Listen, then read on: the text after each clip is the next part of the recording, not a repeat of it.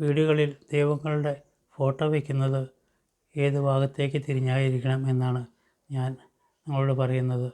ഇത് ഇപ്പോൾ ഒന്നുമില്ലെങ്കിൽ കിഴക്കോട്ട് തിരിഞ്ഞായിരിക്കണം ഫോട്ടോ വയ്ക്കേണ്ടത്, അല്ലെങ്കിൽ പടിഞ്ഞാറോട്ട് തിരിഞ്ഞ്. ഇത് രണ്ടും അല്ലാതെ തെക്കോട്ടോ വടക്കോട്ടോ ഫോട്ടോകൾ വയ്ക്കാൻ പാടുള്ളതല്ല. ഫോട്ടോകൾ വയ്ക്കേണ്ടത് ഇങ്ങനെ ശിവഭഗവാന്റെ ശിവനും പാർവതിയും കൂടി ഇരിക്കുന്ന ഫോട്ടോയോ, ഒരു ഗണപതി തന്നെയുള്ള ഫോട്ടോയോ, ഒരു സരസ്വതി തന്നെയുള്ള ഫോട്ടോയോ അങ്ങനെയൊക്കെ വെക്കാൻ പാടുള്ളൂ. ഇല്ലാണ്ട് സ്വാമി അയ്യപ്പൻ്റെ ഫോട്ടോ, അങ്ങനെ ഈ ഭദ്രകാളിയുടെ ഫോട്ടോ, അങ്ങനെ ചടുലമായിട്ടുള്ള ഈ കുറേയൊക്കെ ഫോട്ടോകൾ, അങ്ങനത്തെ ഫോട്ടോകളൊന്നും വീടുകളിൽ വെക്കാൻ പാടുള്ളതല്ല. ഞാനിവിടെ വെച്ചിരിക്കുന്നത് ഈ വീട് ഇത് ഇങ്ങോട്ട് പടിഞ്ഞാറേക്ക് തിരിഞ്ഞാണ്. ഇവിടെ ഈ ചുമരിന് വേണമെങ്കിൽ വെക്കാം. എല്ലാവരും ഇങ്ങനെ വീടിൻ്റെ അഭിമുഖമായിട്ട് കയറി വരുന്നതെ കാണാൻ ഇങ്ങനെ ഈ ഒരു ഭാഗത്തായിട്ട് വെക്കും. അങ്ങനെ വെക്കാൻ പാടില്ല. ദിക്ക് നോക്കിയേ വെക്കാവുള്ളൂ. അതങ്ങനെ വെക്കുന്നിടത്താണ് പല ദോഷങ്ങളും ഉണ്ടാകുന്നത്.